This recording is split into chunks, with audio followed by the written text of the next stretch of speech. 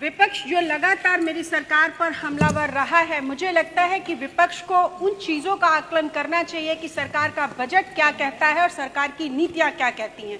हाल ही में मान्यवर कुछ प्रदेशों में चुनाव हुए और सरकार की नीतियां, उसका बजट चाहे केंद्र सरकार हो या प्रदेश की सरकार हो, वो क्या कहता है, जनता क्या सोचती है, जनादेश ने जवाब दिया है। हरियाणा का जो चुनाव था, ये महज चुनाव नहीं था, ये हार जीत का मुद्दा नहीं था। हरियाणा के चुनाव ने यह साबित किया कि जिस अन्नदाता किसान के नाम पे इस देश को अराजकता में झोंकने की कोशिश की गई, हरियाणा को जाट बनाम गैर जाट की राजनीति में बांटने की कोशिश की गई, जातिवाद की राजनीति में बांटने की कोशिश की गई, उस हरियाणा ने सरकार की नीतियों पर मोहर लगाते हुए यह संदेश दिया कि हम सरकार की नीतियों से सहमत हैं। अन्नदाता किसान ने एक सुर में सहमति दी। हरियाणा एक प्रयोगशाला थी, बहुत बड़ी प्रयोगशाला थी अन्नदाता के नाम पर। इसके बाद चुनाव आता है दिल्ली का।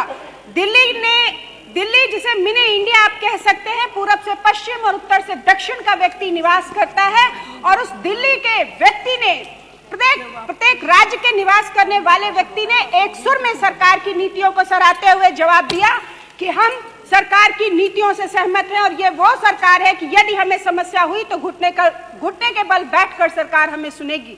इस जनादेश का विपक्ष ने आकलन ही नहीं किया, क्योंकि उसे तो सिर्फ सत्ता प्राप्ति चाहिए थी, और जनता ने विपक्ष को यह आदेश दिया, जनता ने विपक्ष को यह संदेश दिया कि वो दौर बीत चुका जब विरासत से तय होते थे कि सिंहासन किसका है। वो दौर बीत चुका जब विरासत से तय होते थे सिंहासन किसका है। अब जनता तय करेगी कि साम्राज्य किसका होगा। सबसे बड़ा कष्ट विपक्ष का ये था। खूब चलाई अफवाह, लेकिन जनता जनार्दन ने उत्तर प्रदेश विधानसभा के चुनाव में सूद समेत इनको जवाब दिया है और ये बताया है, और जनता ने जो जवाब दिया, बता दिया कि तुम्हारी अफवाहें सिर्फ अफवाहें हैं। इन छद्म युद्धों से सरकार को आप गिरा नहीं सकते हैं। और विपक्ष से कहना चाहूंगी कि लाजमी है तुम्हारा मेरे किरदार पर उंगलियां उठाना, लाजमी है तुम्हारा मेरे किरदार पर उंगलियां उठाना। तुम वो जो चाह कर भी मेरे मयार तक नहीं आ सके, आप योगी जी पर उंगलियां उठा सकते हैं, लेकिन 20 वर्ष अपने शासन को देखिए।